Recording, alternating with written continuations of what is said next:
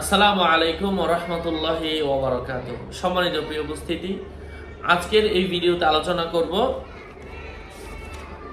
বাড়ি বন্ধ করার দোয়া, তদবির। কোন আমল করলে নিজেই নিজের বাড়িঘর বন্ধ করতে পারবেন।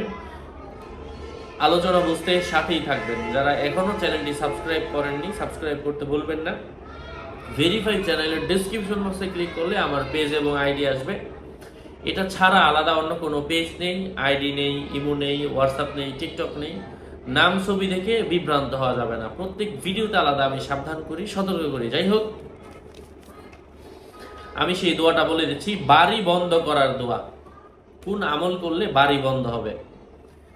আপনাকে এটা করার জন্য কারো কাছে যেতে হবে না, নিজেই ঘরে বসে নিজেই করতে পারেন।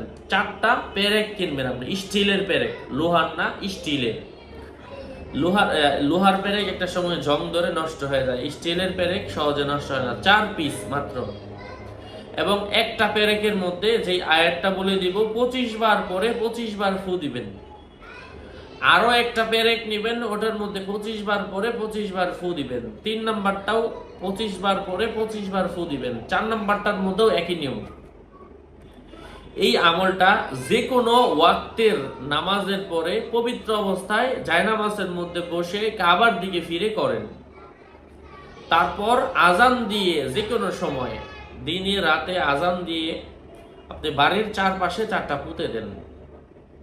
বাড়ি যদি 5 তলা হয়, এই 5 তলা বাড়ি তো 5 কাঠা জায়গার মধ্যে, 10 কাঠা জায়গার মধ্যে, 20 কাঠা জায়গার মধ্যে, 50 কাঠা জায়গার মধ্যে, 100 কাঠা জায়গার মধ্যে, তো চারপাশে 4 কোণায় 4টা পুঁতে দেন।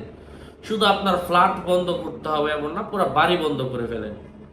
জিনের মধ্যে আসতে পারবে না। আপনি আপনার ফ্ল্যাট বন্ধ করলেন, বাড়ির নিচ তলায় আসলো, আপনি কি করবেন? বাড়ির ছাদে আসলো, আপনি কি করবেন? পুরা বাড়িটাই বন্ধ করে ফেলবেন। বাড়ির চারপাশে 4টা পুঁতে রাখেন। জায়গা না থাকলে 4টা ফুলের টব কিনে বাড়ির চারপাশে বাহিরের দিক থেকে পুঁতে রাখেন।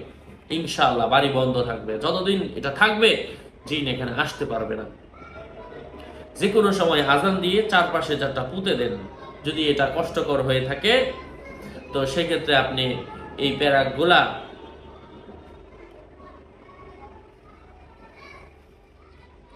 ফজরের আজানের সময়, আপনার যদি আজান দিতে অসুবিধা হয়, মসজিদের আজান হচ্ছে আপনার এখানে আওয়াজ পৌঁছায়, ওই সময় আপনি 4টা পুঁতে দেন, তাও হবে।